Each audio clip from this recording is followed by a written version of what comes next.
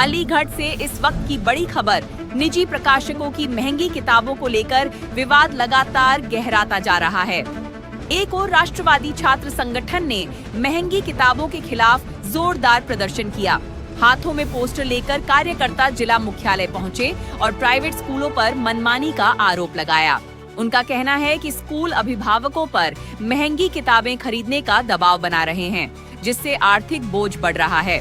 वहीं दूसरी ओर school association ने अपनी सफाई में कहा है कि NCERT की किताबें न तो सभी विषयों में उपलब्ध होती हैं और न ही पर्याप्त मात्रा में समय पर मिल पाती हैं। खासकर कंप्यूटर और अन्य कुछ विषयों की किताबें NCERT द्वारा प्रकाशित नहीं की जाती। इसी कारण स्कूलों को मजबूरी में निजी प्रकाशकों की किताबें शामिल करनी पड़ती हैं ताकि पढ़ाई प्रभावित न हो। स्कूल एसोसिएशन ने इस संबंध में प्रशासन को ज्ञापन भी सौंपा है और किताबों की पर्याप्त उपलब्धता सुनिश्चित कराने की मांग की है। फिलहाल मामला गरमाया हुआ है और अब प्रशासन के अगले कदम पर सभी की नजर टिकी हुई है। क्या यह सही है कि NCERT की किताबें सभी विषयों में उपलब्ध नहीं होती और समय पर पर्याप्त मात्रा में नहीं मिल पाती? ऐसे में स्कूल क्या करें? जब कंप्यूटर और अन्य विषयों की किताबें NCERT द्वारा प्रकाशित ही नहीं होती, तो क्या निजी किताबें लागू करना मजबूरी नहीं बन जाता? जब जिले में सरकारी स्कूल पहले से मौजूद हैं, तो फिर निजी स्कूलों पर ही बार बार मनमानी के आरोप क्यों लगाए जा रहे हैं? क्या अभिभावकों को अपनी आर्थिक क्षमता और सुविधा के अनुसार स्कूल का चयन नहीं करना चाहिए? अगर पूरा साल बीतने के बाद भी फीस जमा नहीं होती, तो स्कूल अपने स्टाफ, बिल्डिंग और व्यवस्थाओं को कैसे चलाएंगे? और सबसे बड़ा सवाल, क्या सोशल मीडिया पर निजी स्कूलों की छवि खराब करना सही है, जबकि वे भी बेहतर शिक्षा देने की कोशिश कर रहे हैं? फिलहाल इन सवालों के जवाब ही इस पूरे विवाद की दिशा तय करेंगे। इल्म की राह में रुकावट नहीं होनी चाहिए, मंजिल वही पाता है जो हालात से लड़ता है। डीएम साहब को जो है ज्ञापन दिया है, जिसमें हमारी मुख्य मांग है कि जिले भर में जो डीएम साहब के द्वारा 28 तारीख को एक नोटिस जारी किया गया था, जिसमें कि सभी यूपी बोर्ड, CBSE बोर्ड एवं ICSE बोर्ड के मान्यता प्राप्त सभी विद्यालय NCERT कोर्स जो उनमें लागू होना चाहिए। किंतु आज 6 तारीख हो चुकी है, बीते 9 दिनों के अंतराल किसी भी स्कूल संचालक के द्वारा NCERT कोर्स लागू नहीं हुआ है। अभी तो इन शिक्षा माफियाओं के द्वारा, स्कूल संचालकों के द्वारा जो है अपनी निजी प्रकाशकों के द्वारा अपनी निजी दुकानों से छात्र छात्राओं को वहां पर भेजकर जो है उनसे ठगी की जा रही है। यानी कक्षा 1 में पढ़ने वाला अगर कोई छात्र है तो उससे 12,000 रुपए वसूले जा रहे हैं शिक्षा के नाम पर, 15,000 रुपए वसूले जा रहे हैं। एक पुस्तक की कीमत 800 रुपए, 900 रुपए, 1200 रुपए। यानी कि इन लोगों का ये कहना है कि अगर आप हमारे विद्यालय में पढ़ेंगे तो सॉक्स भी हम इससे खरीदेंगे। सॉक्स पर भी नाम बकायदा, टाइयों के नाम पर अवैध वसूली, जूतों के नाम पर अवैध वसूली। तो कहीं ना कहीं ये शिक्षा के नाम पर ये लोग जो है शिक्षा माफिया है, शिक्षा के नाम पर चोरियां कर रहे हैं। निश्चित रूप से ऐसे लोगों पर कार्रवाई होनी चाहिए। और हम लोगों ने ज्ञापन में भी जो है लिखा है कि अगर 72 घंटे के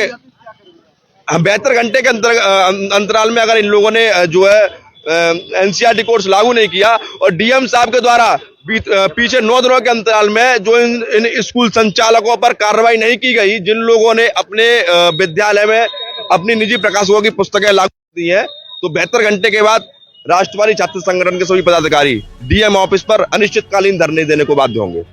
मान्यवर, आप इतनी संख्या में अलीगढ़ जिलाधिकारी कार्यालय आए हैं, क्या मैं जान सकता हूं यहाँ क्या प्रकरण चल रहा है?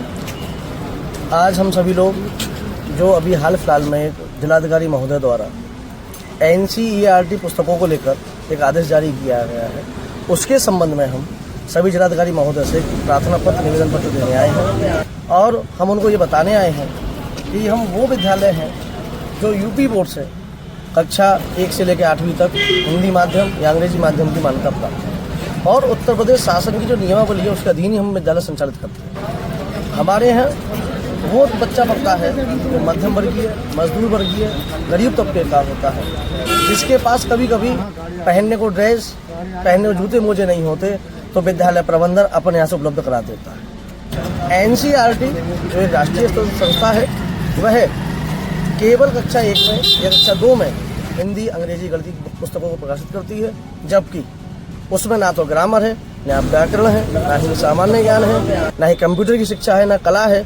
जबकि हमारी बेसिक शिक्षा नियमावली के अधीन जो निःशुल्क पाठ्य पुस्तक उपलब्ध होती हैं, उसमें बच्चों को 9 से 10 किताबें दी जाती हैं। इसमें सभी प्रकाशित पुस्तकें हैं जो निःशुल्क दी जाती हैं।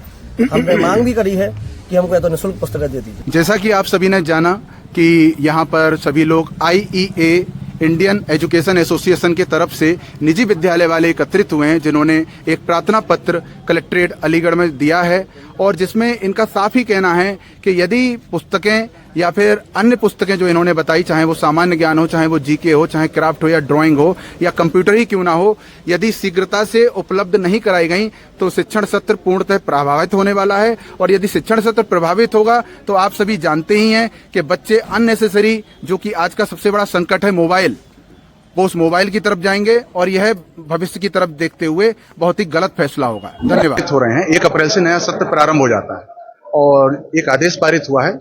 हम लोग ये भी नहीं समझ पा रहे किसके लिए है किसके लिए नहीं है, लेकिन अभिभावक बहुत ही सीधा है। अभिभावक हम सभी स्कूल वालों पे भरोसा करता है, क्योंकि हम सभी स्कूल वाले वो स्कूल वाले नहीं हैं जो कि सीनियर सेकेंडरी हो। हम लोग कक्षा 1 से कक्षा 8 तक की मान्यता प्राप्त विद्यालय हैं और हमारे यहाँ अभिभावक एक ही अपनी समस्या लेकर बार बार आ रहा है कि 1 अप्रैल से सत्र प्रारंभ हो रहा है, हम बच्चों की पुस्तक कहाँ से लें।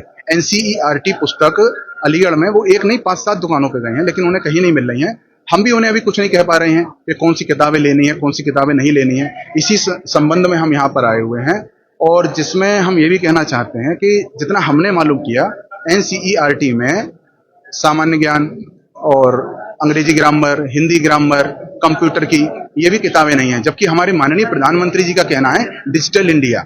जब हम बच्चों को कंप्यूटर ही नहीं पढ़ाएंगे, जो कि NCERT कभी प्रकाशित करती ही नहीं है, तो हम अपने भारत को डिजिटल इंडिया या प्रधानमंत्री जी के सपने को कैसे साकार कराएंगे।